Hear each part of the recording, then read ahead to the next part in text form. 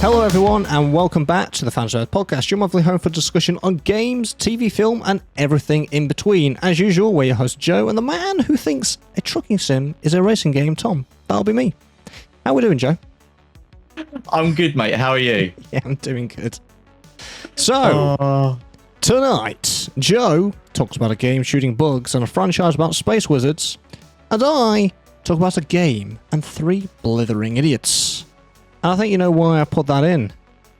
I do. I know exactly where you're going with that. It's a bit different, but it's a little tribute, and you'll figure it out.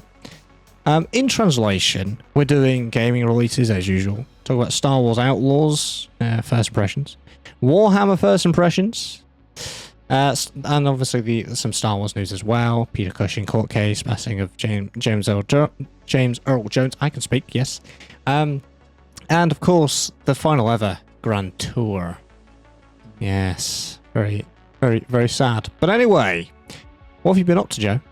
What have you been doing? I want to start by saying, happy birthday, mate. Yeah. Oh yeah.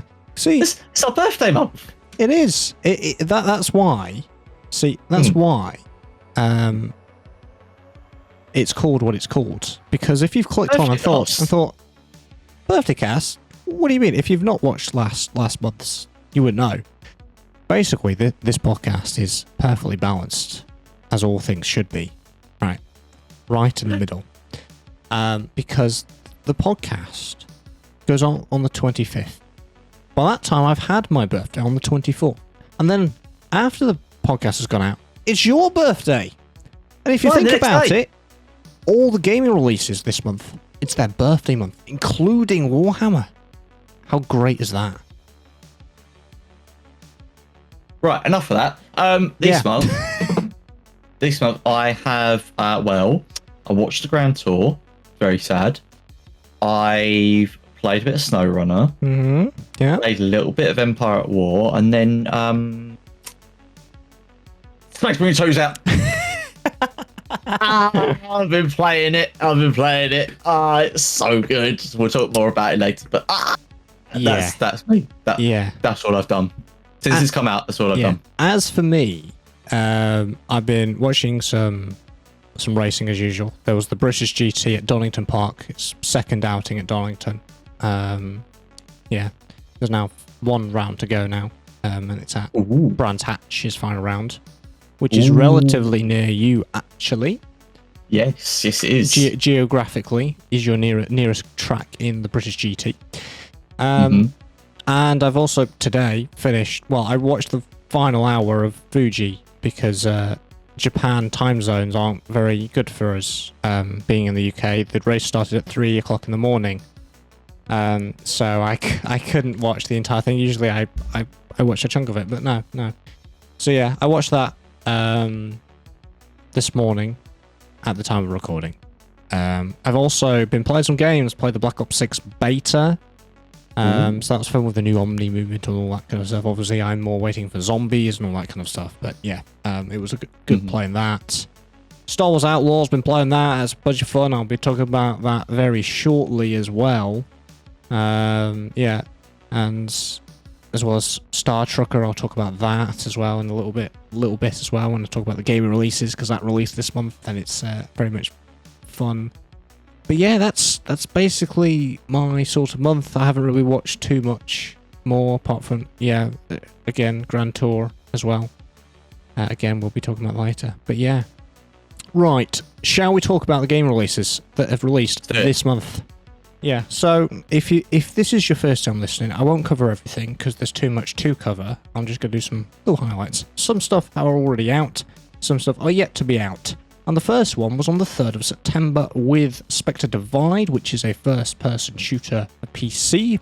It's a competitive 3 versus 3 tactical shooter driven by duality, and you use duality to control 2 bodies in real time, letting you defend 2 sites at once, cover your own cross, or even trade yourself, which is an interesting dynamic. So it's sort of like CSGO or Valorant, but you get 2 bodies. That's an interesting dynamic. It's Shroud's game. Do you know who Shroud is, Joe? No, I don't think so. No. So okay, so he's now a full-time streamer, but he used to be one of the best FPS Counter-Strike esports players. So he's really good. He's one of the best, and so he's contributed on making that game, which is good to see, because he knows his stuff when it comes to FPS games. Okay. Yeah. Also on the 3rd of September, we had Harry Potter Quidditch Champions, which I tested. I can't talk about it because I'm still under NDA. No matter how long time has passed, I will still be under NDA. But that released on all platforms, PC, Switch, PC, and Xbox. And if you're wondering, it does have online, it does have Korea, all that kind of stuff. What I've seen of it and know about it now, post-playtest, it's weird because there are 7 positions in Quidditch. There is the Seeker, there's the Keeper, there's the 2 Beaters, and then there's the 3 Chasers. It's a 3 versus 3 because you swap roles.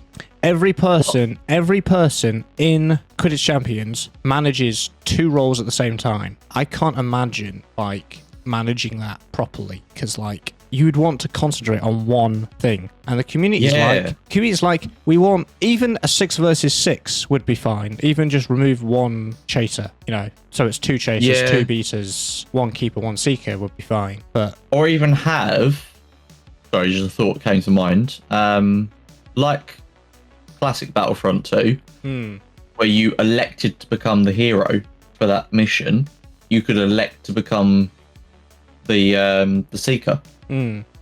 Now, when that comes to that point. Now, obviously, when it comes to J.K. Rowling, she obviously wrote everything in the Quidditch in the books, but she doesn't really know how to make a game, if you get what I mean, like a sports game. So that's why in this, there's actually a good change in this. So when you catch the snitch, it doesn't end the game. It gives you a bunch of points, and I think the points are 40, 50. But it appears, it appears, and 1 quaffle is 30 points, I think, something like that. And it's the first team to 100 points, or whoever has the most points by the time the game ends, because it's on a timer. And the snitch appears a couple of times around, so you could get 2 catches if you wanted to. I feel when you listen to that, you're thinking, that doesn't sound authentic enough, but I think if you played it, it might be different. I have a feeling. Don't know. But what I've seen online is people said it's relatively balanced, is that, because it's not too OP. Because obviously, if someone's a really good seeker in this game and just catches it straight off the bat, game over. No fun. But it is meant to be relatively difficult to do. Anyway, yeah, that's Quidditch Champions. Sort of mixed reviews right now because of this 3v3 thing, but yeah, they're planning to influence some more stuff and expand it a bit as well. Okay. Also on the 3rd of September, Star Trucker. Yes. So, this is for PC and Xbox. It is a space and trucker sim, and it is very, very, very good. I'm absolutely loving it. It's made by 2 devs, by the way, and it looks incredible. It plays incredible. It's optimized. Wait. As in 2 people? Yes. 2 people made that game. Did you? What? Yeah, did you? I didn't know this. I've seen a few things. I've watched you playing some of it. I was going to say, how much have you watched of it? Because, yeah, that's been made by 2 guys. Yeah, I've seen probably a few hours of gameplay. Yeah, it looks great. I'm tempted to pick. I haven't picked it up yet, but I'm tempted to pick it up soon. Geez, sorry, I can't get over the fact it's 2 developers. Yeah, 2 people working on it. Like, Yeah. That's crazy. I think my biggest sort of feedback is we need thrusters to go up and down and side to side, because we can't strafe and we can't go up and down, as in x-axis. Is that right? Yeah. X-axis? Yeah. I know what you mean. I have seen that as well. You're very much reliant on so if you angle move forwards, angle move back. Yeah, because you have to sort of angle up or move left, move right, and when you're lining up to hitch or to one of the docking stations for a shop or one of those, Another thing is obviously the maintenance side. You can customize your experience if you want completely. You can turn the finances down, or there's different presets actually that you can choose. So you can play how you want, which is great. But people have been saying the maintenance has been a bit harsh at the moment. The devs have come back and said, we're working on some changes. Well, they're working on HOTAS support as well, because that's not implemented yet. But you'll be soon be doing it on a flight stick. But they've got some stuff planned. It's great. It's a lovely little game. And they're I think they're planning to expand it to more platforms at some point. I know they're open to it. But yeah, that's Star Trucker. And then on the 9th of September, I'm not sure if you've heard of this game, Joe. On the 9th of September, there's this game called Warhammer 40k Space Marine 2. I don't know if you've heard of it. It's a small indie game. Nah. Do you know what? I'm not sure if I'm going to check that out. It doesn't really sound like my thing. No. It's an action adventure game for PC, Xbox, PlayStation. And if you don't know anything about it, well, clearly you're new to the podcast, or the last few episodes anyway. But we will be talking about it later. Don't you worry. Oh, okay. All right, I'll be interested to hear what we've got to talk about on that then. Well, it's funny because you're talking about it. Oh. Yeah. Oh, okay. Yeah. Right. Game of the year. Anyway, 12th of September. Test Drive Unlimited stole the crown. Now, you'll be surprised to hear I haven't bought this. What? This is for PC, Xbox, and PlayStation. Now, this is next in the Test Drive series. It's a sim-catered open-world racing game set in Hong Kong, and it has certain RPG elements in a racing game, so it's got a bit of real estate and a casino, which is actually coming in year one, as well as the Ibiza map. And Test Drive, I think Unlimited 2 was in Ibiza, so there's a new map coming. Sorry, hang on. Set in Hong Kong, and they're bringing in an Ibiza map. This is very different. Yeah, I think it's because of I haven't played the Test Drive series. This is why I wanted to get into this one. But as I say, I think Test Drive Unlimited 2 was set in Ibiza. So that's why they've sort of done the map again. But this is coming in year one. This isn't just they've been cooking. Basically, the reason why I haven't got it is because I'm very skeptical. First of all, when there was a demo a few months ago and it didn't run very well on my machine, and so that's why I've been a bit unsure ever since. And this is one of these games that has a gold edition where you get to play a week early, and it is an only online game. What possibly could go wrong with an only online game, Joe? Would it be the servers by any chance? Because yes, there were abundance of server issues if you bought Gold Edition. You paid early and you couldn't play early. Oh dear. I was going to go for Gold because I was going to get it on CD keys, which is basically equivalent to the standard edition if you bought it on Steam. I thought, oh, that's a bargain. But I'm now so glad, because I wasn't sure if I was going to run it. So I was thinking I was going to buy it off Steam anyway, because then if I can't run it, I can refund it. But then I decided not to, and I even removed it from my wish list because I was like, I'm really not sure about this. This has been a game I've been looking forward to for so long, since it's been delayed and delayed and delayed. But even past those server issues, it doesn't look ready to me. Right. Yeah, I wish for once we could have a decent racing game that would come out and be polished and nice and optimized. But yeah, when I played the Crew Motorfest, when that came out last year, I played honeymoon phase, and looking at it, I was like, yeah, that's great. But then I haven't really played much of it, and I'm worried I'll be the same with this. Like, I'll buy it, I'll be excited initially, play it for a few hours, and then be like, oh, I'm done now. Yeah, I'm done. I am planning to go back to the Crew Motorfest, to be fair, but because the year 2 stuff that they've announced, pretty good. Talking of which, they've announced, we had the whole discussion about the Crew 1 being shut down, offline mode, all that kind of stuff. No offline mode, sorry. Yeah. They did a Crew 2 showcase, Motorfest showcase. They've announced offline mode for the Crew 2 and Motorfest. Oh, yeah, no, I have seen this. Because they've also put the Crew 2 on sale for 80p right now. 80p. Blimey. And the Steam charts have rocketed. Yeah. and everyone's playing it because obviously everyone's so happy. Oh yeah, it's going to get an offline mode. And it's just proof that corporations stop doing online only. It doesn't work. And when someone announces an offline mode, everyone loves it and wants to play the game because that means their game isn't going to disappear one day because they've decided to shut the servers down. Yeah. So the offline mode isn't there yet, but they've promised that they will implement it in the future, which is really great to see. Okay. Right, 17th of September. Train Sim World 5 for Xbox, PC, and PlayStation. It is latest. It is coincidentally a sequel to Train Sim World 4, which we both have. Now, we thought... Yes, I know.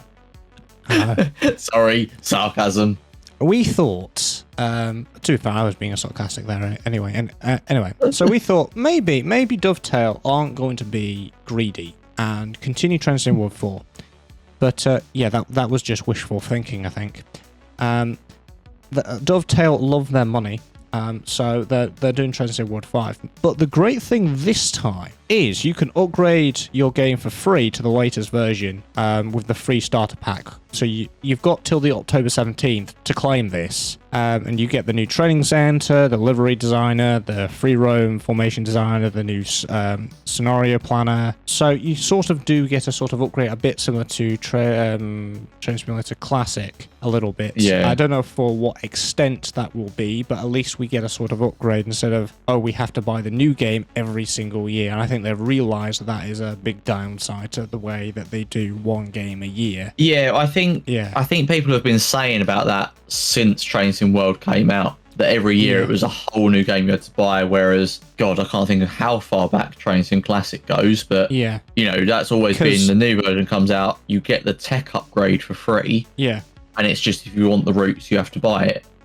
I think it's good that they're finally doing it, even if it's only for a limited time. I think it's good that they're doing it with this. Because also, here's the thing, any tracks or routes that you had from a previous Train Sim World, it would automatically carry over anyway. This was before this change, because I remember I bought Train Sim World 4 at launch, and I remember seeing, if you loaded up the game, you went into the store, it would show you Train Sim World 3 stuff. So you could still buy those DLCs within that store in there. So this just makes sense, effectively. Yeah, absolutely. Yeah. Whether it will do a full upgrade to rename it, saying you've now got Train Sim World 5, we don't know. We'll have to see when that comes out, and we can upgrade. Yes. Yeah, I'm just having a look at the Steam page. I wonder how that's going to work, because it doesn't say anything about upgrading at the moment. No, it will be. It will be from. They've said it will be from launch, so we'll have to wait for launch day, and then we can do it from then till the 17th, which makes sense because that will be an exact month, 17th of September to the 17th of October. Yeah. Right. Yes, there'll probably be an upgrade button on there or something, or it will be a DLC or something that we'll just grab. Yeah. Then. Moving on to the 18th, we've got GT Manager. This is PC Early Access. This is the sort of racing management sim that I talked about quite a while ago. And you said, because at that time it was called GT Manager 24, and you said, oh, 2024 is a bit long. Why isn't it out yet? But they've sort of renamed it to GT Manager kind of silently. They haven't mentioned anything. They've just now called it GT Manager. Maybe it was just a placeholder. We don't know. So it's maybe they've had the same thought I did. Yeah. Similar to F1 Manager or Motorsport Manager, and it's got real cars and drivers but fictional tracks. So if you play the F1 Manager or Motorsport Manager from Sega, then it's the similar thing. And I've been playing it. But how, Joe? Well, the devs sent me a code. I've got it. I've got an embargo. I've got an early access code, and I get to make content on it. And my embargo is on the Tuesday, a day before the release. So I get to release a video before anybody else gets to play it. Look at Mr. Fancy Pants over here with his codes from the developers. Ooh. Sorry, it wasn't direct. To be fair, it's a game site where content creators can go and request keys, and I requested one, and I got given one. So, in fact, they gave me an early code when they did the demo, so I had access to the demo before it was in Steam Next Fest as well. So right, yeah. Because what you can do as a dev on one of these sites is you can look at obviously content creators and think what content is similar to my game. Okay, let's send a code to this person because they seem to fit the bill. Yeah. Oh, okay, so that's cool. That's exciting. It's my first embargo. I was so excited when I got the email. I was like, oh my god. No, that is really cool. It's so cool. Yeah. It's obviously more for my YouTube channel than my Twitch channel because it's 10 times more successful. But anyway, I'm probably still going to stream it though when it releases on release day. That's fair. Yeah. Right. I'm going to torture Joe because I'm going to let him wait until he gets to talk about Warhammer. I've done this on purpose, by the way, when I've ordered everything. Actually, no. Oh, I'm sure you have. No, the real reason is because we've never started a podcast with Star Wars Outlaws before. We've always ended it, or it's been in the middle. We've never started with it, so we're starting with it. Okay, all right. Nothing to do with you. No. Sure. I believe you. All right, Star Wars Outlaws first impressions. So first of all, it feel what? What do you mean? I said Oh, I thought you said no. I was like, okay, we'll just move on then. It feels different from other Star Wars games I've played. It feels more open world. You know, we had this discussion of them claiming this is the first open world Star Wars game. I get what they're saying now because, like, it feels more like a GTA or a Red Dead Redemption or something like that where you're not forced to go on one linear path and you can do whatever the hell you want. In the Jedi games, you've kind of got this more linearity. There is some other stuff that you can do, but it's not really stuff that you go and want to do. You just want to go and do the story. As we've discussed, it's more of a Metroidvania style leveling sort of thing. But yeah, I just want to go out and explore. There's Intel-based stuff that we get to do and all that kind of stuff. And before I go any further, I'm not really going to... There's not going to be any spoilers per se. I'm going to be talking about some stuff and light elements because I haven't actually finished the story yet. I'm 20 hours in.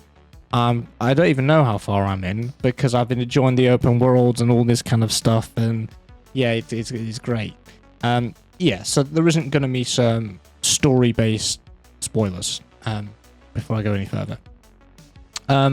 And yeah, I'm just enjoying it. I'm invested in the story, and do you know what? The game isn't perfect, and everyone's saying it's the worst thing ever, and but do you know what?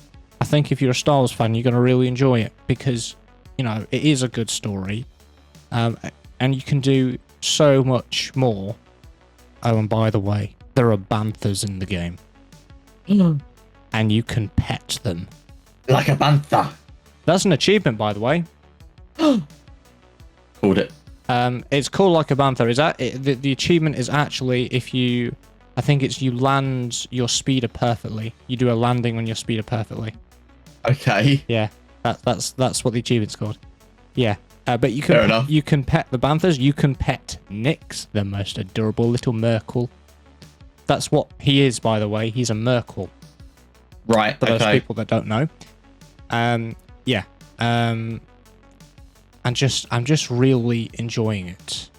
There are some downsides, which I'll get to in a second, but the overall stand is I'm enjoying it, and I'm the sort of person that tends to just go on the single player linear story path. But this time I want to do everything. I want to explore, I want to go into do the intel side missions and some contracts, because you get given contracts from these brokers to do stuff for all these syndicates with all the reputation levels and stuff. Okay. Yeah, and there are some open world encounters that could be better. Jay has noticed this when he's been watching me stream. Sometimes there are some world events that happen. So on Tashara, there's an event that happens where people get attacked, some civilians on some farms, because Tashara is very windy, so there's lots of wind farms. And some of these civilians are requesting support because they're being attacked by pirates. So you can choose to go to that location and help them out, or you can choose to ignore it. It's one of those world events that just happens randomly. And sometimes when they're fighting, both the enemies and the civilians, they're just standing still shooting at each other, not really taking cover and all that kind of stuff. Like they're fun, but there are those things that you sort of kind of mention. Yeah. Yeah. Yeah, so that could be better, but it's probably one of the minor sort of nitpicks, sort of things that people might notice or whatever. But you know, fine. Now, when I mentioned Sabak before, I said last month, didn't I? I said I don't know how to play, and you said I'm sure the game will teach you, and it has, and I'm really enjoying it. It's actually a fun game. I know Jay on stream says I'm addicted or whatever, but it's just one of those fun little games that you get to do within a game. And just on that point, we are planning an intervention. Tom, it's a problem, and we're worried about you, mate. We think you need help, and I think it's time that we drew you away from the spot. This gambling addiction has really got out of hand. He's bet his whole shit, like. He's going to have nothing left at this rate. It's a real problem. Tom, we're really worried about you. Please listen to us. It's digital currency. It's fine. It's in a video game. However you justify your addiction, that's what your gambling addiction. That's what Jay keeps saying. Stop it. When you end up betting more on it. Right. So let me just also explain. So what you have in Star Wars Outlaws is actually what's called Kessel Sabak, which is actually apparently it's a more simplified version, which I sort of understand why they've done that then. But yeah, it's effectively it's a game of subtraction. You have two cards, I think there's two families. I think one's called Sand, that basically you've got a yellow card and you've got a red card. And whoever has the lowest number kind of wins the round, and you've got 3 goes to go around. So it's a sort of everyone has 3 turns and it's 3 rounds, and there are 3 turns per round. Okay, if that makes sense. I might have confused everybody by saying that. Yeah, and basically you have a sabak if you have basically 0. You know, if you had a 1 and a 1, for example, that's a sabak. You can't get any lower than that. That's the best hand you can get. There's also a card called the Imposter, where you have to roll the dice and select one of the numbers on the dice to be that number on your card. So it's a bit of a gamble. Okay. And then you've got what's called a Cylops. So the Cylops card takes the equivalent number of your other card. It takes that value. So that's what's called a Cylops Sabak. So basically, that's an even better hand. And if you have one of those, you've basically won that round. Anyway, apart from Sabak, I do like the reputation system. And it seems that there's been a trend online that everyone's been doing, and I've been doing the same. Everybody has been screwing over the Pike syndicates and making the reputation level terrible, while everybody else is putting Crimson Dawn up to excellent. Okay. I've also been doing that because we do see Kira. Yeah, that's how you pronounce her name. Yeah, you know. Kira? Kira. Yeah, you know who I'm on about. Kira? Yeah. Anyway, yes. Kira? The thing is, when you have an excellent reputation, they actually send you gifts. So they send you sort of cosmetic stuff, which is cool. So things like, they might send you things like parts for your blaster, or a piece of clothing, or stuff like that. Yeah. So maybe a jacket or one of the holsters for your weapon. And the thing is, it's not just cosmetic. Some of these things actually have some perks to them. Okay. Yeah. So this isn't just with these that you grab. These are any of them that you find in the world or you buy from vendors. So some of them might have a perk of if you have one particular one, you might have another slot to put another Bacta vial for healing in, or another grenade slot so you can carry more grenades, for example. Stuff like that. Okay. Yeah, and sometimes if you have a set of something, it has an overall perk as well if you wear everything. And I got the Crimson Dawn outfit, and it does look pretty damn good, I must admit. Yeah. Now, what happens when you are on terrible with a syndicate? Well, they don't like you, and they send kill hit squads after you in the open world. So ever since I've been launching up Star Wars Outlaws and got them to terrible, which was almost instantly, I've been getting hit squads and I've been getting rid of them. It's getting annoying, but I don't like the pikes. So be it. Don't tell me you. I bet you would be the same if you had it. Let's be honest. I don't know. I'll be honest with you, I don't know. Lots of people don't. Pikes are iconic.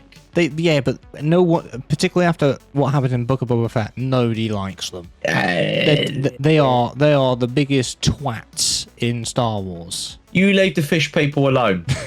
Anyway, I might just put their reputation up to excellent one time just to get the achievement, because there's an achievement for each one to go to the maximum level. Okay. Yeah. Anyway, yeah.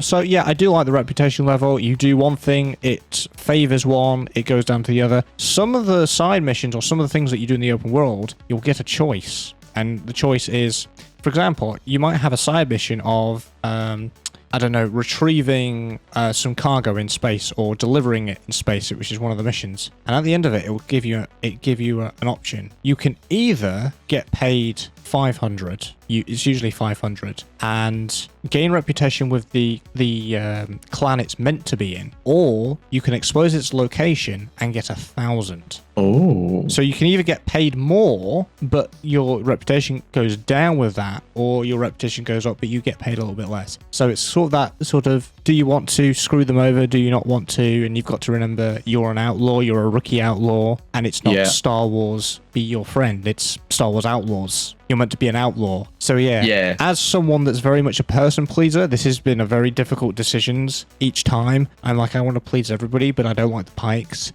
so they can go and screw themselves. Yeah, it's these little decisions, and I love it. The gunfights, though, they're fun. I like the variety of attachments for different playstyles and different enemies as well. For example, you can't really kill the droid enemies with normal blast, so you've got to switch to your ion blaster attachment to take those down. Yeah, it's really cool. And there are things in the open world that you need to activate. So using your ion again, there's a little electric thing that you need to shoot, which will activate some power, which will power something that it might power a door to open or whatever. And there's a blast one which will explode on impact, and this breaks a particular element as well. So it's not just for fighting; it's for navigating the open world as well. And one of the thing is, it really does feel like you're a rookie outlaw. The way that Kay's dialogue is, sometimes it's this very unsure sort of, yep, I know how to do this, but in a very unsure tone, if you get what I mean. Like, someone's talking to them that's been in the game for so long, and then Kay's response is like, I know how to do that, but she's kind of stumbling and sort of not sure what to say because she doesn't have the experience that everybody else does. Yeah. And I like that, and it's also present. I know this has been a big criticism, but it's how she takes people down. I know people don't really like her takedowns because it's like, oh, that wouldn't really happen. You can't really hit a stormtrooper through the helmet and they'll be knocked out. Maybe not, but it's a game, and I think, that's fine. But also, it sort of tells something about her, that she's inexperienced. She doesn't really know how to take people down like Agent 47, for example. She's not at that level of taking somebody down that, say, Han Solo would be able to. He knows how to properly take somebody down efficiently and quickly, for example, wouldn't he? In comparison to Kay, who does not.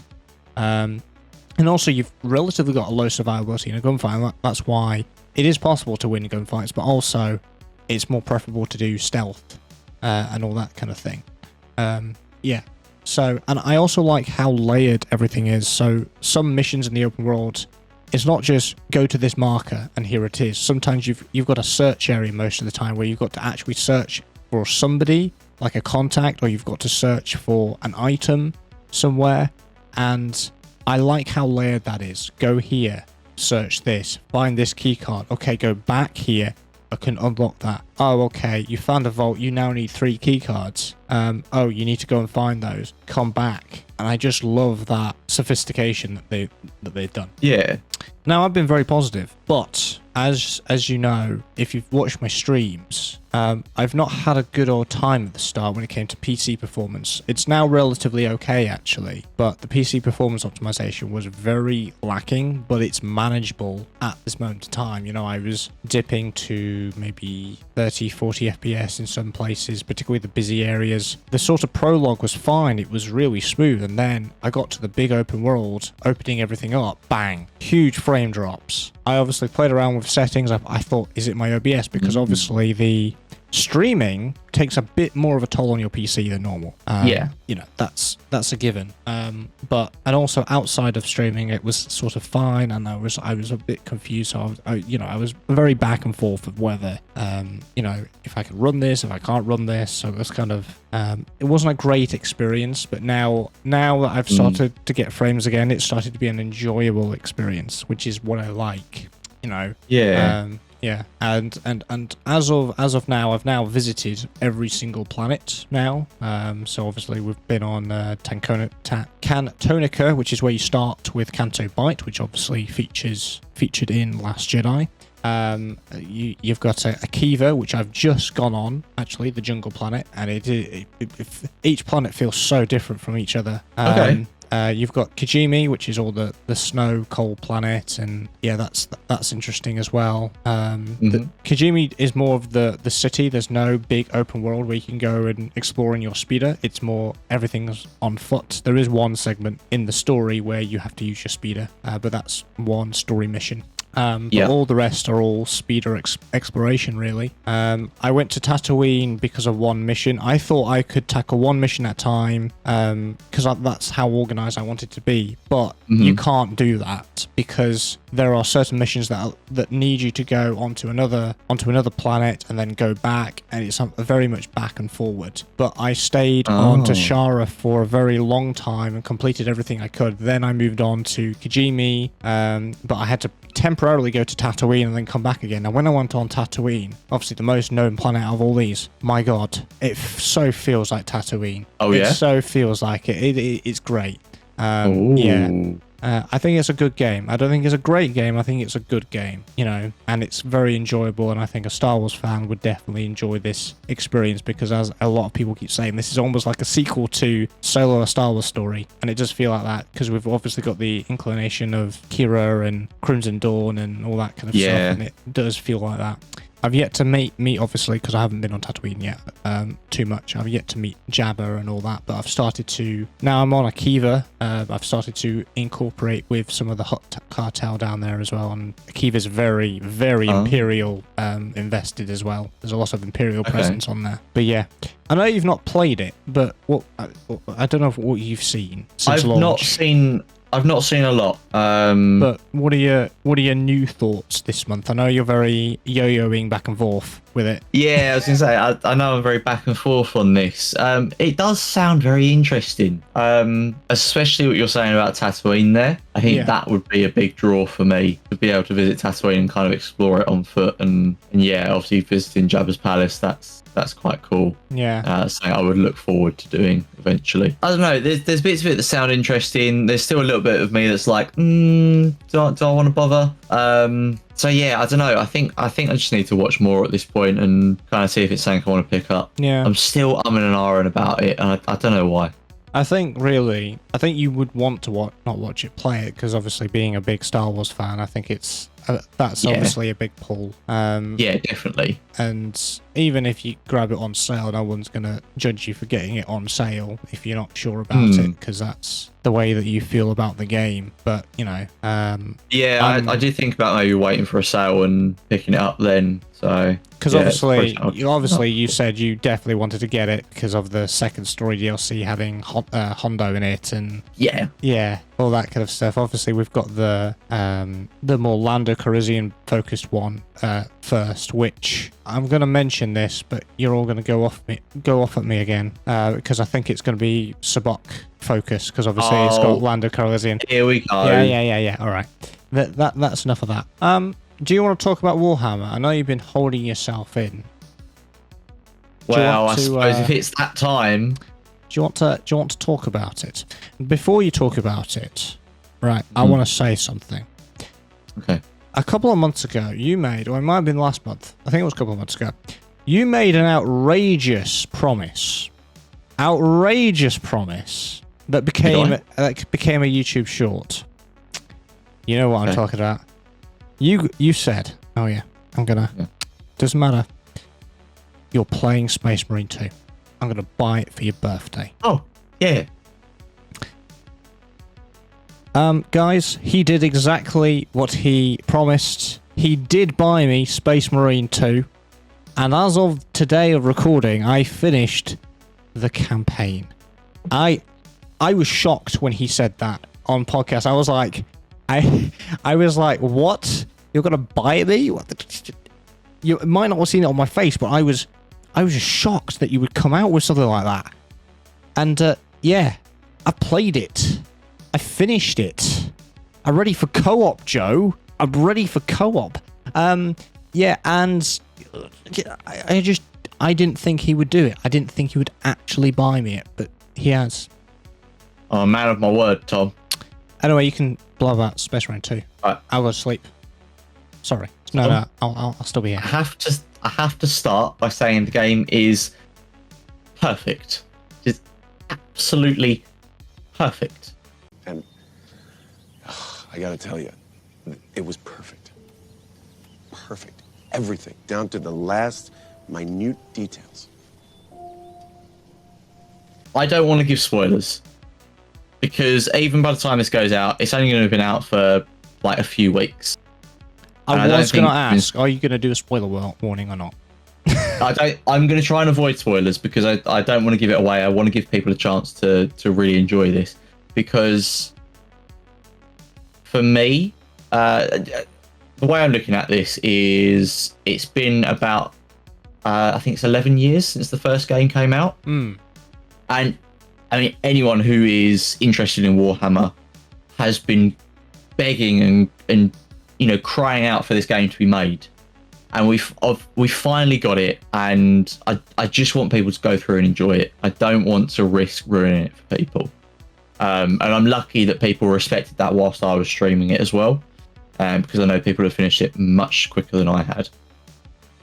That said, oh, the story. Tom, the story is... there were 2 moments streaming that game that I screamed at my screen. I'm going to download the VODs from Twitch so I can upload them on YouTube so we can immortalize this forever, because I've never enjoyed a game so much as playing Space Marine 2. There were 2, again, I don't want to talk about what the moments were, because I want people to experience it for themselves, but I'm sure you know the 2 moments I screamed at. Yes, I do, because one of them I was actually watching you at the time. I was sort of doing stuff in the background. I had you on in the background, so because I think at that point I'd had the game and I hadn't got that far, and I was like, well, I'm still gonna watch you, but I'm gonna sort of not really pay attention because I still want to experience the story. So I heard you scream about something, and then I was like, okay, cool, he's excited about something, right? Okay. I'm not gonna look, because it's clearly a big moment. I'll just ignore that happens. Oh, Tom, I've never lost my mind at a game like this. I genuinely, in all my years of gaming, I've never had a moment like that. And I don't know if it's just because of my love for the Warhammer universe. Yeah. If it's my love for Space Marine as a series, I don't know. But it was just, you know, it could have been brilliant story writing as well. I couldn't tell you what it was, but it was just probably a combination of all 3 in those moments that just made me go, oh my God, all I can do is let out a cry of joy, because it was just, as I said at the start, perfect. Absolutely perfect. There was so much fan service. It's great. We're going to go into some things about Space Marine upcoming, and we'll talk a little bit about my summary. Before I go into that, I want to talk about performance, because I didn't make a note about this, but it's a good note to mention. Performance for me and the people I've spoken to has been, by and large, pretty damn good. I must admit, in about 15 hours I've played so far, 15 and a half almost, I've only had 2 moments where it's froze up for about a minute or so. That's the only performance downside I've had. Otherwise, it has ran perfectly smoothly on high settings. I mean, I'm not exactly on an up-to-date system, and yeah, I've left it on high since starting, and it is run beautifully. The game looks fantastic.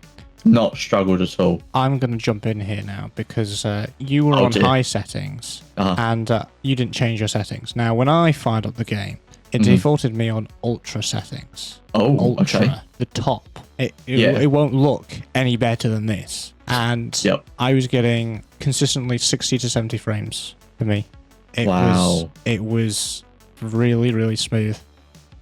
This is what I'm saying. Everyone I've spoken to says it is really well optimized. I have had a couple of moments where, not necessarily it's dipped, I've had some graphical glitches where it's sort of flickered a bit and done a bit of that. And, you know, a restart, I think, was what it needed. But apart from that, it's been 100% smooth. In terms of frame rate, really smooth. In terms of more graphical glitches or something glitching out, whatever. Yeah, I've had probably 2 of those in... how long did it take me to do the campaign? Because I've only done campaign, haven't I? You've done more. Yeah, 11 hours. 11 hours, yeah. Two little blips. I don't think that's bad, to be honest. No. I mean, there is another thing. I think you might be mentioning this. I don't know if you... Because this happened to me, which was... and this happened to you on stream, and when it happened, this was before you bought it to me, and I was like, I cannot believe that's happened to a single-player game. I think you know what I'm about to say. Disconnected from server. Kicks you out of the campaign. That is the most infuriating thing ever. Yeah, that was going to be the next thing I mentioned. Certainly, I noticed in the pre-release, like the early access bit, server performance was not great, and there was quite a few moments where it didn't necessarily kick me out, but it did have a moment where I think it reloaded me back to my last checkpoint early on. But I wasn't so worried because once it did that, it just said, "Oh, well, offline mode now," and I could play. Yeah, fine. Yeah, that's what it did to me, but I was playing at the same time. I was doing it solo, but 2 of my friends in the Discord call at the same time were playing co-op campaign, and they got kicked out, and I think they determined there might have been server maintenance or something like that. It was good for me because I could just click offline mode, bang, I'm straight back in again, but they couldn't play, so they just left it. They're like, okay, we'll just leave it, because they both got kicked out and I got kicked out at the exact same time. But when you're playing a campaign, you know, you shouldn't be doing that. No, I think it's to do with the co-op of that, and I think it's supposed to be a drop in, drop out kind of thing. I don't know because I've not tried it yet myself, but that's the way I kind of understand it, and I can kind of see it from that sense. I will say to Focus and Saber's credit that yes, these were issues very early on, and there's still a little bit of that, yes. Yeah. But they've done a lot of work since general release, They've done quite a few server maintenance updates and updates to the game as well, obviously, to kind of fix those issues. And it does seem to be a hell of a lot smoother now. Yeah. And a lot more stable. Yeah. So to their credit, they've obviously picked up on those issues and gone to work on it. I suppose one way to look at it is they didn't have the beta test. So they didn't have a chance to test all these things. They obviously left it until release. So these things are, for them, probably coming up for the first time. Yeah. And to their credit, they've obviously jumped on fixing that straight away, pretty much. Yeah. So yeah, like I say, not perfect, but in that sense, it's a lot better, and they still seem to be working on that. So I'm hopeful that we'll continue to see that improve. Is there any other sort of technical issues you've encountered? I don't think there is on my end. No, I didn't get any frame drops. It was just those sort of graphical glitches and the disconnect from server that I got. That was it. Yeah, okay. Well, yeah, overall, I don't think that's too bad. We have got a roadmap talking about some of the DLC that's coming for the game. There's also a couple other things on top of this that I'm going to discuss, but we'll go through the roadmap first. Did we touch on this last month? I don't think so. I think this came out after that we'd recorded. I think it might have been the same month, but I think it was too late when it came out, I think. Okay. Yeah, because I remember there being a roadmap, but they've released an updated roadmap, which finally gives us what's happening in Season 4, which is why I wanted to touch on this again. But either way, we'll run through it very quickly. So, Season 1 is basically from release. They've given us ultra-wide support, or that's coming soon, I think. Private PvE lobbies, which I don't think we have yet, but again, should be coming soon. And a battle barge sparring arena. So I assume this will be an area where we can train either with other players or with AI. I'm not sure. It doesn't really go into detail on that, but something that is coming. I haven't seen it yet, so I assume that'll be coming later on this month, or hopefully by the time this goes out. The season pass also gives us for season 1 an Ultramarines cosmetic pack, which seems to be armor pieces. Interestingly, I didn't realize we was going to get armor pieces, but also it seems to be that they've given us a load of Ultramarine successor chapters. So, Tom, for your benefit and anyone listening at home that's maybe not familiar with the lore, Warhammer starts, well, the first major event in Warhammer is what's known as the Horus Heresy. We've gone over a little bit of this before, but you start with the legions. Following the Horus Heresy, the legions are broken down into chapters. Chapters are 1,000 Marines, roughly, each, and because they obviously still descend from the same Primarch, the rest of the legion becomes what's called successor chapters. They use the same gene seed as their parent legion, I guess is the way to say it. But yes, we got a load of Ultramarine successor chapters. That was quite cool. There's a lot there to unlock. And as I say, we seem to be getting armor pieces as well, which I was not expecting, but that's a lot of fun. Season 2 is going to bring us new PvE missions, which I'm excited about. Not sure how that's going to work though, because Tom, I don't know if you've noticed this already, but the PvE missions are tied in with the campaign. Yeah. So I wonder how the new PvE missions are going to work. Are they going to be a follow-on from the story? Because obviously they're still there, again, no spoilers, but they're still there cleaning up what remains of the Tyranids. So is it going to be something tying into that, the ongoing story, or is it going to be tying into Titus and what Titus is doing? I don't know, but I'm excited to see what comes from that. That'll be cool. There's also going to be a new enemy introduced, which I'm very excited about. A new enemy type to fight and overcome. I wonder if that's going to be a boss or if that's going to be something we encounter within the PvE missions. Don't know yet, but again, exciting. Very excited to see that. They're going to introduce a lethal difficulty, which is going to be even more difficult than the campaign modes already. I think that's supposed to be coming to the PvE missions as well. I could hardly survive on normal. Yeah, no, I mean, I've heard a lot of people online saying that they are trying the hardest difficulty and struggling. So lethal is going to be just insane. But it's 40k. What do we expect? They turn the dial up to 11,000. And 40,000. Yeah. You've done it again. You need that. Honestly. It just seems like a cheap trick, Tom. What else are we getting? So we're also getting, interestingly, a new weapon, the Neo Volkite pistol. I have absolutely no idea how the Neo Volkite pistol is going to work. I don't understand how it works in the tabletop. It's a weapon that they've recently introduced to 40k. It's a weapon that existed in the Horus Heresy tabletop game, which is kind of the same, but a slightly different rule set. But yeah, I'm not sure how that's going to work. Not sure what class that's going to be given to, but I'm excited to see more weapons being added. So that's very cool. The season pass for season 2 will bring us the Dark Angels cosmetic pack, which will give us a champion, a cosmetic pack, and a weapon skin pack. We already have that for the Ultramarines, so it'll be interesting to see what we get for the Dark Angels. Season 3 will bring us a new PvE mission. This will be sometime in 2025. A new PvP game mode, new PvP arenas, another new enemy, PvE prestige ranks, which I'm not sure how I feel about, but okay, and a battle barge expansion. Now that one interests me because I would like to know what a battle barge expansion is going to bring.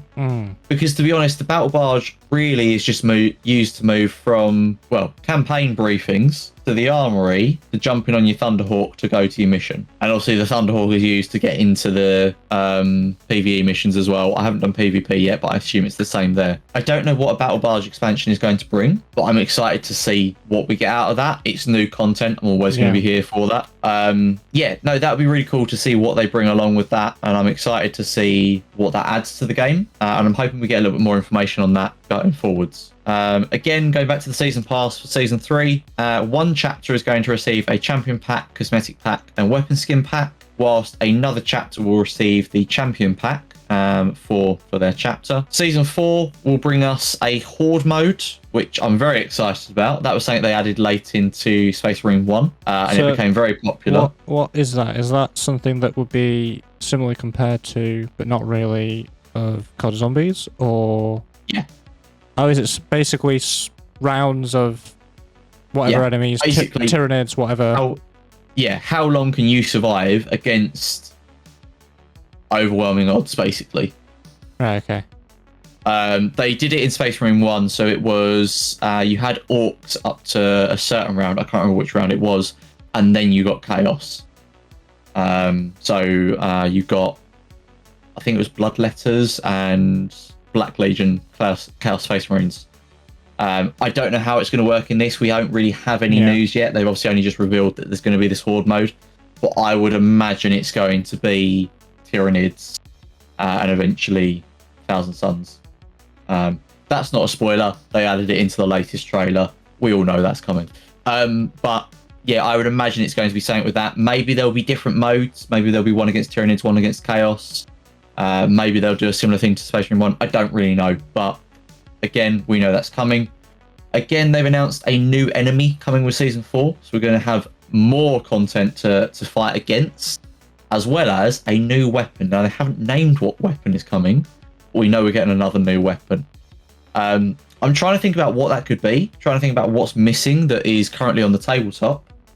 I'm really struggling to find something that we don't have. See, I think my friend would really appreciate if they added the heavy flamer.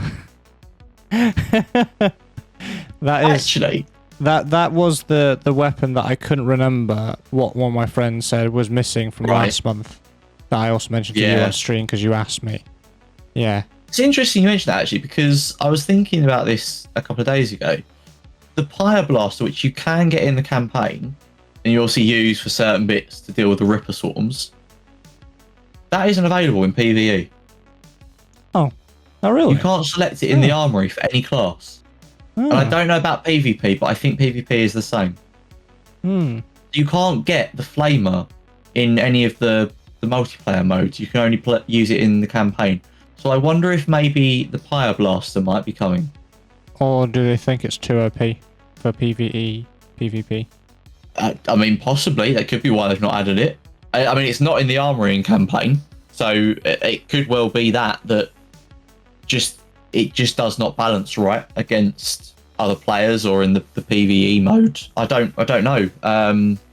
I've not seen any explanation for why that's not available outside of those set moments in the campaign. But I do wonder if they'll add a flame weapon at some point. There is a flamer pistol that they could perhaps add. But I feel like, they've already added the Volkite pistol. So would it make sense to add another pistol in 2025, or would something else make more sense? A primary weapon, or maybe a melee weapon as well? Yeah, I don't know. I don't know what they're planning. I don't know what's coming. Akimbo Thunderhounders. No? That would be insane. Speaking of, we'll go to the season pass in a second, but Tom, what do you think of the Thunderhammer? When I first used it, oh my god, is that thing amazing? Right? Honestly, I picked that up and I went, I need no other weapon. So, during the campaign, it's not really a spoiler, it's more of a gameplay mechanic sort of thing. There were two aspects where I thought this combination of weapons is amazing. First of all, the jump pack with the chainsword, you going up into the air and then holding melee down to then launch yourself on a particular bit and go boof everywhere was incredible. I was like, oh my god, I love this jump pack. I'm just a bunny rabbit, just up in the air, smack down. Up in the air, bounce, slam, smack bounce, down. slam. Yeah, definitely. You get the Thunderhammer. You get the Thunderhammer so far in the campaign though. Yeah, it's so far in. But I sort of understand because powerful weapon. Yeah, I was gonna say it's very powerful. But yeah, that was the second sort of wow thing was when you get the Thunderhammer. The thing is, you don't realize you're getting the Thunderhammer until you have the Thunderhammer. Right. And I was like, oh my god, wait a minute, that's the Thunderhammer. This is the thing. So I kept looking in the armor, and I'm like, when do I get the Thunderhammer? When do I get the Thunderhammer? Here's the thing. I was actually doing the same because I every single time I was like, oh, it's locked still. I still want to. This is the thing. So I went to the armory just before that mission, and it obviously says unavailable in your melee weapon. And I was like, oh, I wonder if I'm getting the Thunderhammer. And someone in my chat went, yeah, it's happening. I went, Thunderhammer, run. Had to get on the hawk. I was like, I need to use this. Oh, it feels so good. But yeah, like I say, going back to the updates, the free updates for season 4, I do wonder what the new weapon is going to be. I can't think of something that we're missing. So is it going to be a new weapon? I mean, they used the first trailer for Space Marine 2 to announce that we were finally getting jump pack Marines. We didn't have that on the tabletop at the time. So that was kind of a spoiler that they gave us. Could it be a new weapon that's coming to the tabletop? Could it be maybe that they're bringing in the Flamer? I have absolutely no idea, but I'm excited to see what comes, and I'm excited to get more information on that as time goes by. Going back to the season pass, again, it's going to be the same. So another chapter will receive a champion pack, cosmetic pack, and weapon skin pack, and another chapter will receive their champion pack on top of that. We've only got these 4 seasons for now. This is just their year 1 battle plan. We may get something else beyond that. I hope that we do. But again, time will tell what comes. I do want to add on to this though, because I made notes when we were doing our planning, Tom, that we might perhaps get a new class beyond season 4. There is some chatter on the Vox thematic. That I get that reference now. I do not understand. I do. I understood that reference. Focus and Saber, there's some chatter out there that they might be adding an apothecary. And I did point out that it was very strange that an apothecary was missing. So the apothecary is the medic class, basically. They have what's called a narthecium, which they use to either inject you with drugs to stop the pain and stop you bleeding, or they drill a hole in you to take the gene seed so they can give it to another brother. Lovely. Yeah. You probably heard the apothecary referred to in the campaign, actually, because you do find a brother at one point, and he's like, I'll call the apothecary. Oh. So that's who they're calling it. It's a battlefield medic, basically. But yeah, I think that'd be quite interesting. Maybe the narthecium could be a weapon that we get. But, you know, again, that would be unique to an apothecary class. But I'd be excited to see that. Been chatting with some friends about it as well. Someone speculated they might add a librarian down the line, which I'd be really excited to see, because psychic powers, along with, you know, shooting and whacking things, that would be very cool. These are the 2 that seem to be missing. I'd like to see them. But yeah, I don't know. Time will tell what we get. I'm going to keep listening to what Focus and Saber are saying to try and pick up more information. I do have a downside, though, in terms of the customization side, and that's for Chaos Space Marines. So Chaos is only available in multiplayer, but the problem I have is whilst we have all this customization, all these options to create custom armor sets and everything for all your classes, that's not possible for Chaos. You can only choose the color of your armor, and I think you can change the heraldry, but you're stuck with whatever armor it's chosen. So for the assault class, for example, you have, it basically chooses a Night Lord's character for you. Now you can choose whatever colors you want, but it remains a Night Lord's raptor. I think the Bulwark is a World Eater. Again, you can choose whatever you want, but the armor set is still that of a World Eater. I don't know. It feels like a little bit of a cop-out to me. I feel like, yes, you only get to play Chaos in one game mode, but the thing is, you still get to play them. If you're going to add customization for the Space Marines, you should do the same for the Chaos Space Marines. Or I feel that's the case anyway, because if you're playing multiplayer, if you're playing PvP, you're going to be playing them 50% of the time. I don't know, I feel like there should be more customization. You should be able to, create your Chaos Space Marine, create your custom warband, whatever it is that you want to do. And I just feel like we're not really getting that at the moment. And I think that's a little bit disappointing, because we've got a lot more, I don't think we've got so much in the way of customization. We've got a lot more options in Space Marine 1. Yeah. So yeah, it does feel like that's something we've lost a little bit. But again, it seems like they're dedicated to bringing us more content. I'm keeping my fingers crossed, and I'm not so quietly hopeful that we will get more customization there down the line. Anyway, shall we stop talking about Warhammer? Oh. No, I know. It's a bit sad. But we're gonna talk about something sad. Because Grand Tour final ever with Clarkson, Hammond, and May. One for the road that came out on the 13th of September, and it's 2 hours long. For those people that don't know, how did you find it? I was upset. I was very upset by hour 2. Yeah, I didn't get to watch it all in one sitting. I had things going on through the weekend, so I kind of watched Neither it. Did I actually. I watched an hour, and then then it was my stream time, so I went to stream, and then the next day I then watched the second bit. So, yeah. But yeah, I felt very sad. It was very funny, and I enjoyed it. Oh yeah, it was very good. But I felt very sad watching it, just knowing that this is it. I kept hoping that, at the end they would go, "Oh, go on, do one more," or something. But yeah. And what Richard Hammond said in an interview quite recently before it aired was, it will actually continue without the big 3, a bit like Top Gear. Really? So, yeah, because Amazon own the IP for Grand Tour. Right. So they're going to get 3 new people in, I think. Or new people in. Oh, no, don't do that. See, it's a huge downside, and no matter who, or even if it does well, they're going to get criticised because of who they are, who their predecessors are. The problem I have, sorry, I just want to focus on that point for a second. Like Top Gear, they tried to bring in a new crew. And Top Gear fell on its face. Yeah, with this thing, even if we ignore Chris Evans and his one series where he pranced around like a prat, if we ignore that and we jump straight to the Paddy, Freddie, and I forget the other guy's name. Anyways, those 3 that took over, obviously it was better once they came in after Chris, but it never achieved what happened with Clarkson, Hammond, and May. Yeah. And I feel like it's going to be the same with this. They're going to try and bring 3 new people in, try and revive it, and it's never going to hit the same.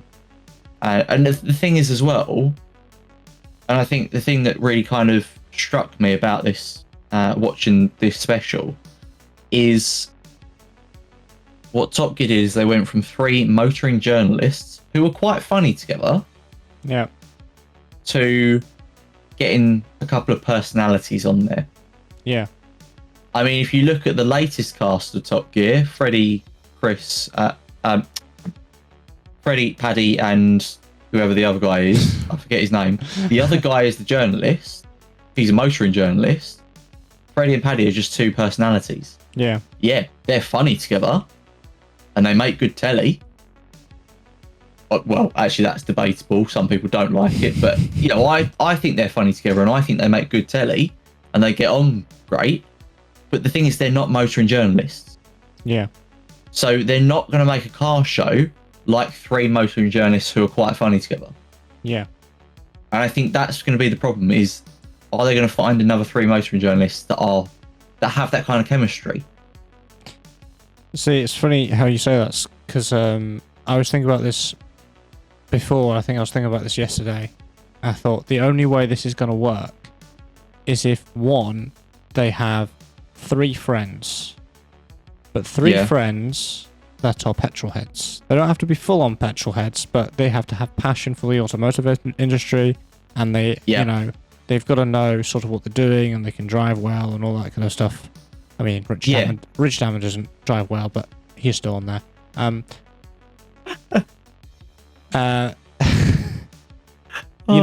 You know what I mean. I had to make the joke. It was there. It was right there. It was right there. And it would have to be 3 nobodies. No Hollywood stars. It's proven it's not proven with, as you said, the personalities doesn't work. It has to be 3 completely nobodies because, as you said, they came from being motor journalists, and I mean, even Richard Hammond was a radio DJ at BBC Radio Lancashire as well. Well, that's the thing. So Jeremy Clarkson came from doing a motoring column. He did journalism first, and then got a motoring column in a paper. I can't remember where. Yeah. And then he joined the old Top Gear cast before they revamped it, and he brought Hammond on. Yeah. Old Top Gear. Yeah. He joined them under that and did motoring journalism, and then they shut that down and gave it to Clarkson and went, well, look, do you want to revamp it? Do you want to do your own thing? And he went, yeah, I've got this. Yeah. As you say, Hammond was a radio DJ, and then he went into motoring journalism. I think it was radio based. I think. And then James May turned up a series late. But he was doing Autocar magazine. Yeah, I was going to say he was doing a magazine, wasn't he? Yeah. Yeah, it was Autocar, one of the biggest motoring magazines, well, certainly in the UK. Yeah. You know, they are, I think, considered the standard for motoring journalism. He was working there before he went to Top Gear. Yeah. You know, they are proper, tried and tested journalists. It just so happens that they were funny and a little bit silly. And that's why it worked. At least I think that's why it worked. And I think really that format, the way that they did things, only works for them, though. That's the thing. You cannot repeat the way that they did those. And that's why I say, you know, have 3 people that are nobodies, that are friends and, you know, are into cars and the automotive industry, but make it their own thing. And maybe it would work. It's not going to be as popular, but then maybe people won't ultimately hate them. But people will because of their predecessors, just because of who the predecessors were. But it's not their own fault. They might be really good, but they're going to get... because they're stepping into an established name. Yeah, they're going to get judged, and ultimately, when Amazon do this, the Grand Tour name is going to get tainted forever with whoever they decide to introduce. Yeah. And I would even argue doing some car YouTubers would even work. Like, I know she's American, but Amelia Hartford is a good one. Probably not heard of her, I'm guessing. No, I haven't. Yeah, she's very good. She knows the insides and outs. She restored a, what was it? It was a Cobra? Something like that. Yeah. Wow. She does the podcast with who played Han in Fast and Furious. What's he called? Oh.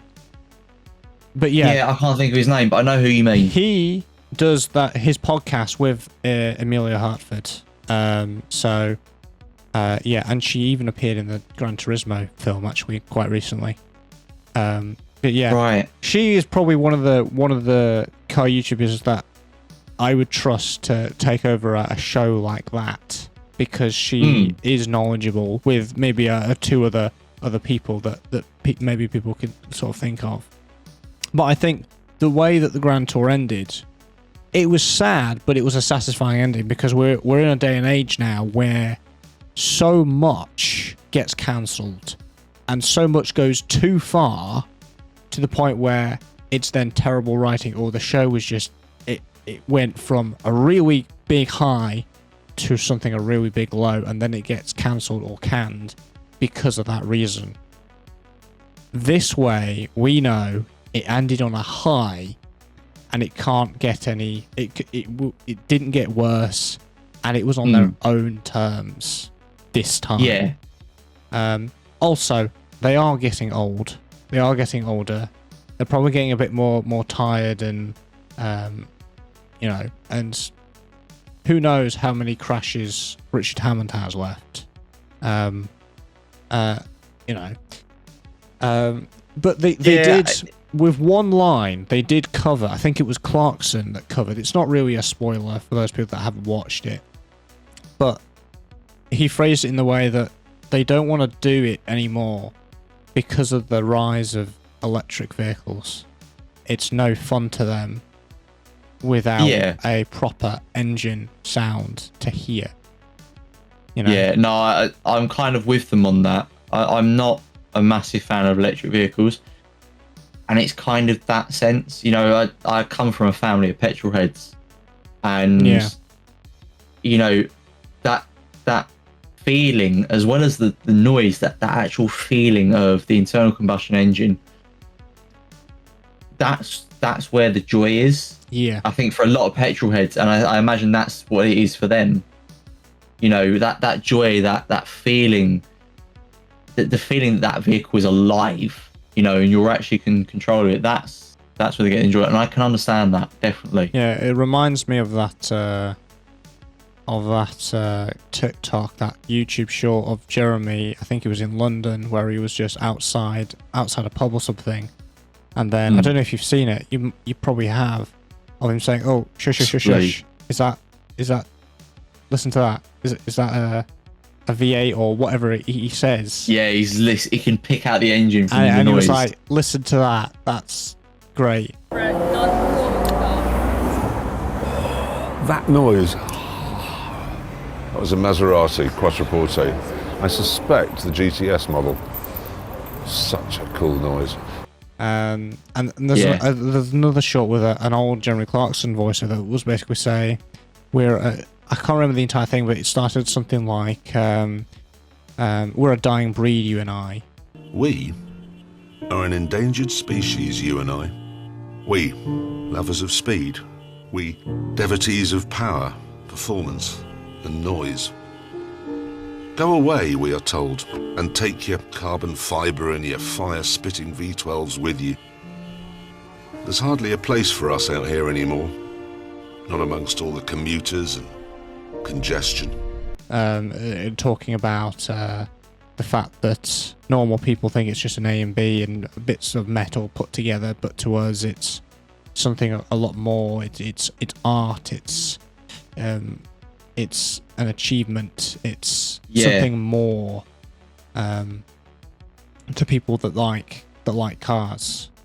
And not to mention, think about the impact those three have had over the years to so many people, including us. Like, I think the reason I don't like electric cars is actually because of them, almost. I have a few exceptions, of course, because as a graphic designer, I love the design of cars more than anything. I can't officially call myself a petrol head because I don't know the ins and outs of the cars and all that kind of stuff. In that sense, because I know the car community does tend to like to gatekeep that sort of thing. But the thing that makes me into cars is the motorsport. It's the look of the cars. It's the sound of them. And they're just so satisfying. Yes, I can't probably pick out an engine sound or know exactly what car has that particular engine, but I know a car that looks incredibly good or sounds particularly good and all that kind of thing. Yeah, you can still appreciate it. Yeah. So I wouldn't necessarily call myself a car guy, or society wouldn't class myself as a car guy or a petrol head, but I'm definitely a fanatic or an admirer of a car. Petrol head adjacent. Just like alongside it. Yeah. I mean, think about. I mean, even when it comes to our own content creation, your video series coming soon, hopefully. Coming soon. coming soon in quotation marks. It's sort of inspired by obviously the Star originally priced car. Absolutely. When I did my set of course series of the track day challenge, where it's a track day, so you've got loads of cars going around, but it's me doing a leaderboard. It was originally inspired by that as well, but I'd made it my own sort of thing, where I just took the leaderboard aspect of it, you know. Yeah. And not only that, my live streams over anything else, I think, are heavily inspired. Think of all the sound effects I have that are all three inspired. Not to mention my stream titles. Don't know if you remember the very first Grand Tour title. At the end, the tagline was "What possibly could go wrong." What do I have at the end of my stream titles? Every single stream, without fail, that Actually, had there. I hadn't picked up on that, but that's a very good point. That is actually the reference to the Grand Tour, because it's actually very relevant to the way that my streams go, because usually something goes wrong or I have a technical issue almost every single stream, or I just fail at playing a game properly. You know, it's relevant, but it's also actually part of that original thing, because there are some things that they say that are so good, I'm like, I kind of want to use that. I kind of want to keep that in my life. And for a while, when Grand Tour was part of the what's it called, when they were doing the tour with the tent, you know, when I was in a voice chat, when I was always ending, I would always say, and on that terrible disappointment, it's time for me to leave, instead of it's now time to end. You know, because I love that phrase so much. You know, on my live streams, going back to those sound effects, you know, I've got you know, some of these are my favorites, you know. Speed and power. It's the solution to everything. Speed and power. You know, which was originally going to be just for when I play racing games, but as you know, the chat loves doing it when we do Tuesday night trucking, and it's me basically putting my foot down for a set period or set distance that I think. But it also plays the sound effect of speed and power on my stream. And then we've got my genius is almost frightening. Sometimes my genius is... it's almost frightening. We've got somebody shouting, I think Clarkson or Hammond. I think it's someone shouting Hammond! Hammond! And then, obviously, my favourite, Jag. Yeah, so, you know, the inspiration, I think, for particularly me and the way that I do things is although some of my visual elements are very Star Wars heavy, because, you know, big Star Wars fan and all that on my stream, there are certain indicators and stuff and sort of design elements that are very Star Wars inspired. There's also a lot of Clarkson, Hammond and May in there. No, I do think it's interesting that you bring up the impact they've had, certainly on you, but for others as well. Just thinking, you know, a lot of people, certainly of our generation, will have grown up watching these guys. If you have any interest in cars, your source of information more than likely has been Jeremy Clarkson, Rich Hammond, and James May. Yeah. You know, it depending on how interested you are, obviously, some people will go more into it, and that's the people that will go and pick up things like Also Car Magazine. Yeah. But a lot of people will have found their interest and found their passion by watching these three. Yeah. And I think that's the thing that I find probably most upsetting is who's going to inspire that passion in people now if there isn't already a passion and within the people their family. growing up. Yeah. The Because that's what people. I mean. If your family doesn't already have a passion in cars, you know, you haven't got aunts, uncles, cousins, whoever that work on cars or, you know, go to car shows every weekend or whatever it is, where does that passion come from? Yeah. You know, I feel like losing these three, and I get, you know, they are older. I mean, Jeremy Clarkson, James May are in their 60s, Richard's in his 50s, I think. You know, yes, they are getting old and they've got to stop at some point, absolutely. But who is going to inspire that passion in young people now? Yeah. Who is going to get people interested in not just cars, but, you know, vehicles of all types? You know, whether it's cars or bikes or, I don't know if you're interested in trucks and buses and whatever it is, you know, I feel like a lot of people bring those origins back to these three, and where's that going to come from? It's really important that we get a group to replace them. It kind of goes back to what you were saying about, you know, someone replacing them on the Grand Tour and the Grand Tour continuing. I think that selection is going to be very important again for this impact point. You know, who's going to take the torch effectively? Who's going to keep that going? Yeah, and going back to almost as inspiration in me again, you know, when Grand Tour started, I had the idea of, you know, going into one of the Forza Horizon games with a group of friends and doing those sort of classic challenges, you know, because you could do it in a Forza Horizon game. You could say, okay, you have this amount of money, or you have this, buy a car, any car, meet up a point, and we'll do a challenge in the game that's in the game. So it might be a speed trap, or let's just travel from A to B, or, you know, whatever. And I thought that would be pretty cool. I've still yet to do that, because I would still love to do that. But yeah, that's another sort of aspect that, you know, I suppose people might do in their own time, you know. Yes, it could be a YouTube series or something on stream, but you could also do that in your own time. And, you know, I think that just reenactment of those three, of the way that they did things, of buying a car, going to a location to meet up to see what everyone else has bought, and then going on a challenge to see, you know, which is the best for that element. You know, first of all, great idea, but you know, maybe one day it'll get done in a game. Yeah, sad, but you know, satisfying ending. No matter what. It is. Yeah, I don't know. I'm still sad. I don't think I'm quite over it yet. Yeah. Shall we talk about Star Wars now?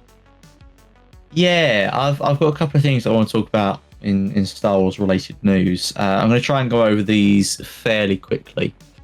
We'll try and cover this as best we can. First thing I want to talk about is Peter Cushing, who some of you may know as Grand Moff Tarkin from the Star Wars films. Yeah. Star Wars Episode 4, and then has obviously been recreated for Rogue One.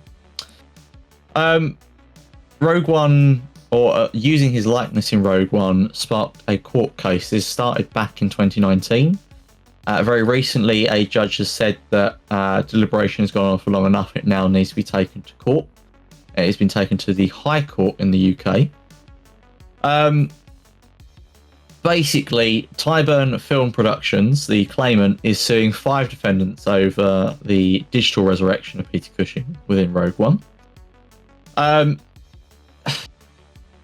The reason that they have is that in 1993, they signed an agreement whilst producing a TV movie with Peter Cushing that basically said that they held exclusive rights for any digital recreations of him.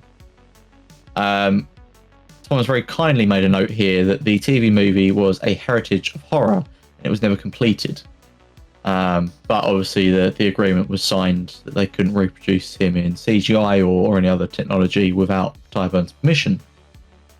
The problem is the defendants.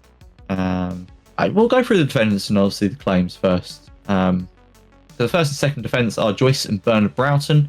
These are the executors of Peter Cushing's estate.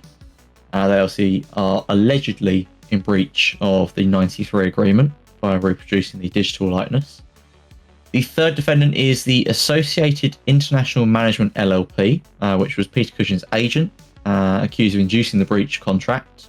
I assume they have set up the contract with Lucasfilm. The fourth and fifth are Lunac Heavy Industries. I'm not familiar with them. And Lucasfilm Limited, obviously, allegedly profiting from rights that they didn't own, specifically Peter Cushing's image rights. The sixth defendant was Walt Disney Company, but they have since been removed from the case. The technological rights are obviously the agreement of covering all forms of reproduction, including CGI and AI technology, which is obviously what they've used in Rogue One to recreate his likeness. Obviously, AI is a lot more recent. I say recent, but I actually researched this. AI was actually invented in the 1950s. Okay. Originally, because it was originally... I don't know if you've seen the Imitation Game. I haven't, but I've heard of it. With Benedict Cumberbatch. It's actually... It's not very faithful to the true story, but the man he plays is actually the guy that mentions the AI technology all the way back then. Okay. Because that's what the first test for AI was. It was called the Imitation Game. Okay. And that's kind of where the sort of the film sort of comes from, or from what I can see from my research. But yeah, it is old technology, but it's more. I feel like it's probably a term that's constantly evolving. It's it's not really been touched upon years and years ago, but it was, in terms of reproducing it or producing it, but it developed over time, and obviously it's a lot more present now in the last few years than anywhere in time. But yeah, it's the technological right was basically saying that any technology being produced, any new technology that would be capable of reproducing any likeliness, which would include that AI technology. Yeah. So that's the technological rights that they are obviously claiming have been breached. The defense by Lucasfilm is that they had a prior agreement from 1976, which is obviously when they filmed A New Hope, or Star Wars at the time, which gave them global rights to use his likeness for any purpose, including CGI reproduction. Clause number 12 of the 76 agreement granted Star Wars Productions Limited full rights to use Cushing's physical likeness for any form of media or promotional use. Now, obviously, that was 76, and was it Tyburns was 93. So this, they've got almost 30 years on it. I don't know about you, Tom, but to me it seems like a weak argument. Yeah. I don't know, and I would almost argue, because it's his likeness, why haven't they done this for animation? He appears in Bad Batch.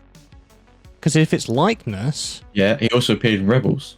Yeah, and Rebels. So why is Rogue One just been targeted here and not the animation? Because the likeness reproduction, CGI, all that kind of stuff, surely animation counts in that. But also, on the flip side, I'm not trying to be a fool, because obviously all Star Wars fans don't want this to go through. Because what will happen? Will he cut him from Rogue One? No one wants that, Yeah, that'd be terrible. Yeah, but I just don't think, because the agreement was prior to this new agreement. Does it overrule one or the other? Obviously, we don't know. That's more for a judge to decide. But yeah, I suppose the argument here is, if they've already signed that agreement with Lucasfilm or with Star Wars Productions, did they have the right to then sign that away in totality to another company? And I think the argument there will be, well, no, they didn't. They'd already signed that over to Star Wars Productions. Yeah. I do remember seeing it at the time, and I can't find it, so unfortunately I can't link it. But I do remember seeing when it was announced that the judge had told them they have to take it to court now, he made a comment they had a very weak case. Tyburn did, sorry. Yeah. Tyburn had a very weak case, but the deliberation had gone on long enough and they had to take it to court. So it sounds like the judge is already kind of erring on the side of Disney in this case. But obviously he said it's up to them to now argue and make the case in court and bring evidence to show why, who should have these rights. Yeah, I agree with you. I'm very hopeful that Lucasfilm, Disney are successful in this, because what does it mean? Does it mean they have to cut those scenes? Do they have to then refilm them with another actor? Does that mean we're going to have someone else that takes on form I of. mean, of I mean the Grand Moff reproduction. Tarkin. The reproduction in Rogue One, I've actually seen images of the pre-production, and it's another actor just playing his part, and then they've afterwards done some CGI to alter. Yeah, they it to painted look- his face on yeah, top. Yeah. Yeah. So, you know, they might be forced to say, yeah, get that original footage back and do that, but we don't want to see that because his character is so iconic to the way that he looks and the way that he sounds. That's the character. But yeah, you know, I'm not sure about this entire court case. Like, I'm just a little bit in the middle where I'm like, is there any real point? I don't really have too much of an opinion on it, basically. You know, like, I don't think it's going to stand, but... No, I don't think it will either. I think they've got a very weak case. If anything, it it's one of his iconic roles anyway, and it's like, just let him live on. Despite the agreements, just let him live on. Well, the other thing as well, though, and I think what is going to kind of draw from Tyburn's argument anyway, is that the executives have also given their blessing for it. Yeah. They are responsible for his estate. And yeah, they don't have any reference over his likeness, but if they're giving support to it, if there's a pre-existing agreement already there, you know, I do think it removes some of the weight from Tyburn. Yeah.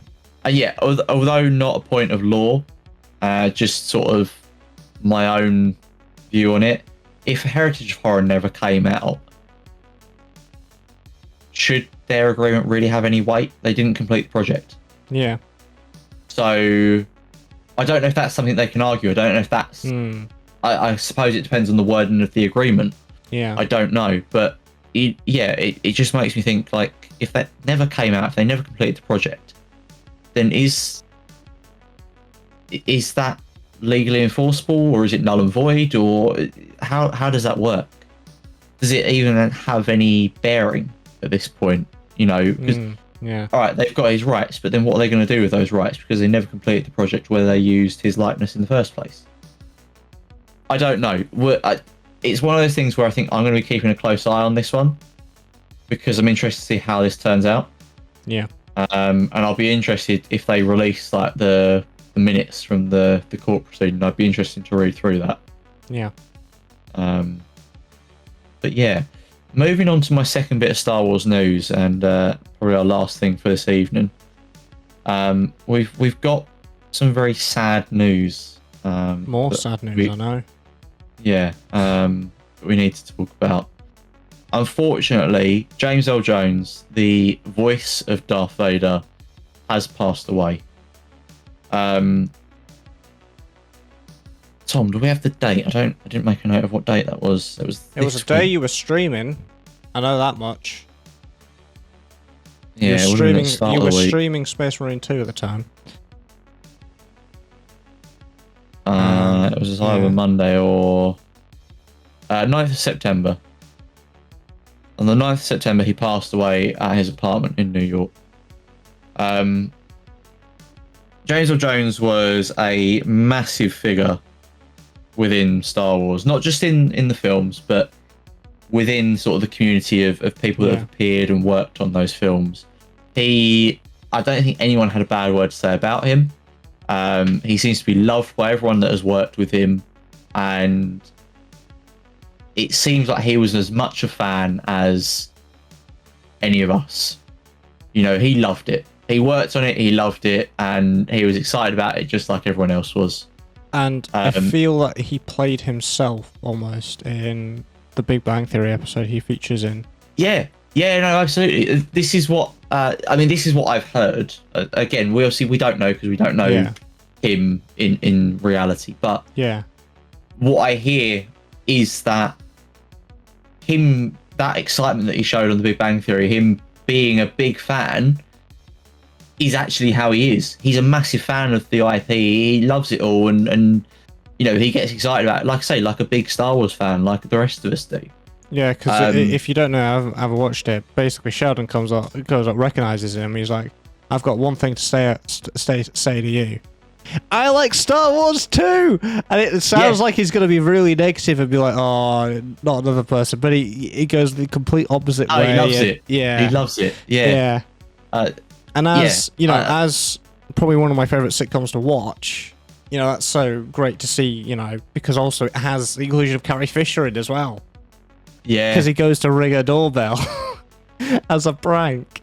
I love it. He just seems like a really lovely guy, and I mean, he's worked on a lot of other things as well. Unfortunately, I'm not very familiar with other bits of his work, but I know he's worked on a number of different projects, both acting and in voiceover.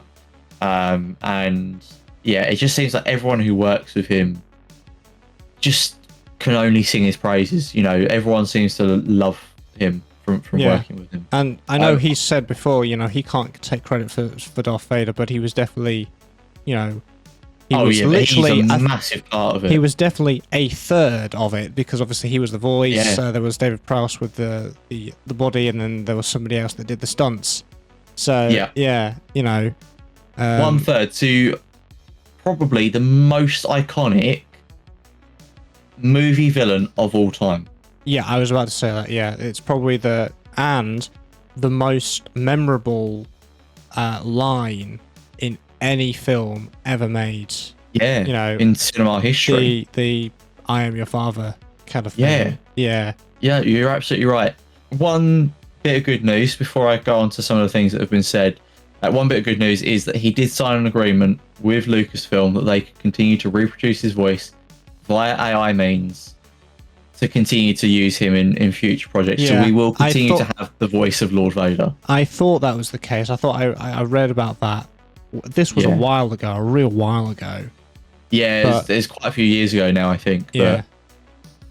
But I think almost that was him prepping to think, I'm getting older now, maybe, To be fair, I think they've already made use of that clause or that agreement because I think it was Obi-Wan Kenobi. He didn't voice that. Yeah. He'd already retired by that point, but they obviously recreated his voice for that series. And did Darth Vader speak in Bad Batch? No, Tales of the Empire. Oh yeah. So it might have been for that as well. Yeah. Do you know what? I didn't think about that, but that's a very good point. I love how my mind went Bad Batch, but it's because it's the same animation style. Yeah. No, that's a very good point. That may well have been an AI reproduction as well. But yeah, he signed this agreement. He wants us to continue, with the character that we love. And he doesn't want us to have to change that. So, massive props to him for doing that. I know there's a lot of hoo-ha in the sort of the acting and filmmaking world at the moment about AI and whether people should agree to it or not, or how the industry approaches using AI. I know there's a lot of argument over that, but he's obviously done this for the fans, and it's a massive amount of respect to him for that. I could sit here gushing about James Earl Jones all day.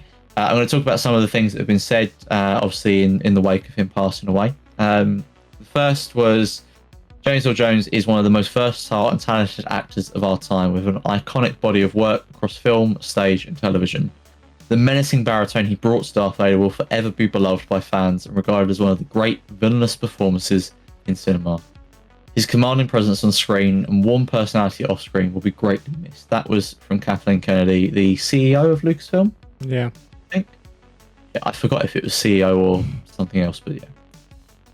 Following that, we also had James was an incredible actor, a most unique voice both in art and spirit. For nearly half a century, he was Darth Vader, but the secret to it all is he was a beautiful human being. He gave depth, sincerity, and meaning to all his roles, amongst the most important being devoted husband to the late Cece and dad to Flynn.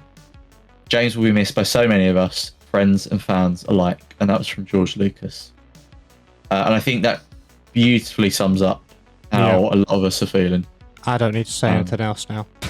I don't think anything else could be said. Yeah.